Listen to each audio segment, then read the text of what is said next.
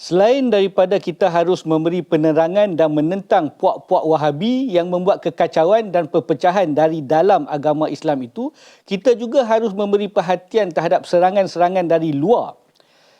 Kita tahu inisiatif terkini daripada pihak kerajaan untuk memperkenalkan modul penghayatan hadis 40 Imam Nawawi. Ini adalah satu inisiatif yang baik. Saya sendiri pernah menyebut di dalam salah satu daripada video saya yang mana kita seluruh umat Islam secara asas, secara basic mestilah mengetahui hadis 40 Imam Nawawi ni. Tak banyak pun, ada 42 hadis sahaja di dalam pengumpulan hadis 40 Imam Nawawi ni. Jadi kita seluruh umat Islam sebelum nak mengetahui hadis-hadis lain, sebelum nak mengetahui hadis dalam Sahih Bukhari ataupun Sahih Muslim, hadis 40 ni kita kena khatam dulu. Jadi inisiatif daripada kerajaan ini haruslah disambut dengan baik.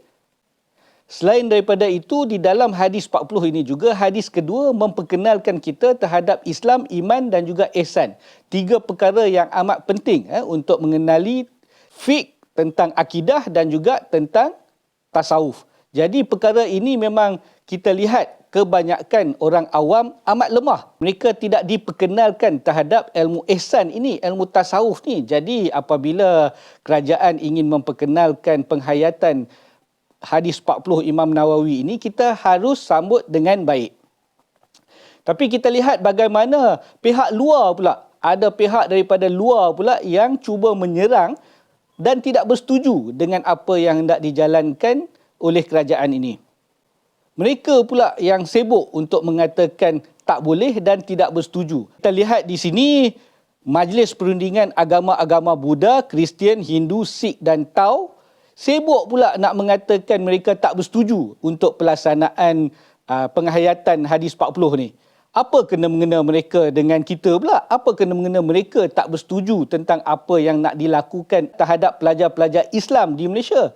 Kalau kita lihat, cara pelaksanaan modul-modul penghayatan hadis 40 Imam Nawawi ni akan dilaksanakan di Sekolah Menengah Kebangsaan Agama dan Sekolah Agama Bantuan Kerajaan. Jadi, apa yang mereka yang sibuk untuk tidak bersetuju pula? Dia kata kat sini, kemudian baru akan diedarkan di sekolah-sekolah di bawah KPM pada tahun 2024. Jadi walaupun diedarkan di sekolah-sekolah di bawah KPM pada tahun 2024, bukan mereka yang kena hadir. Yang kena hadir adalah orang-orang Islam, pelajar-pelajar Islam. Kerajaan hendak memperkenalkan ataupun membiasakan pelajar-pelajar ini dengan hadis-hadis. Dimulakan dengan hadis 40 Imam Nawawi ni. Jadi kenapa mereka pula yang sibuk untuk tidak bersetuju? Jadi di sini kita lihat Majlis Perundingan Pertubuhan Islam Malaysia MAPIM juga telah mengeluarkan kenyataan menyela tindakan mereka yang tidak bersetuju ni. Mereka tidak ada kena-mengena dengan agama Islam, tidak sepatutnya bersuara. Kenapa nak sibuk untuk mengacau dan menentang tindakan-tindakan dan inisiatif yang akan dijalankan oleh kerajaan terhadap agama Islam? Kenapa nak menyibuk untuk menghalang tindakan-tindakan dan inisiatif yang akan dijalankan untuk mengembangkan agama Islam terhadap pelajar-pelajar Islam itu sendiri?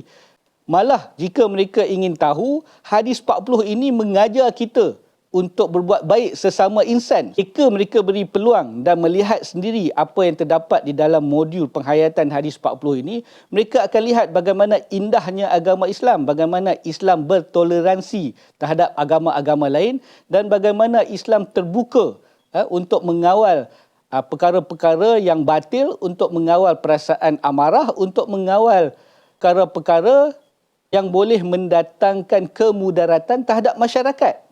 Mereka sepatutnya melihat sendiri apa yang terdapat di dalam modul itu sebelum nak bersuara.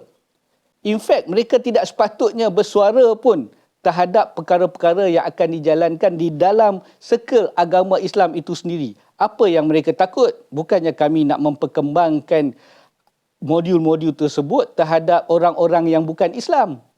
Adakah mereka takut apabila pelajar-pelajar telah mengetahui hadis 40 ini, pelajar-pelajar Islam akan menunjukkan kualiti yang baik terhadap pelajar-pelajar yang lain dan pelajar-pelajar lain yang di dalam agama mereka akan terbuka minda dan terpengaruh dengan kebaikan dan keindahan agama Islam itu? Adakah itu yang mereka takutkan?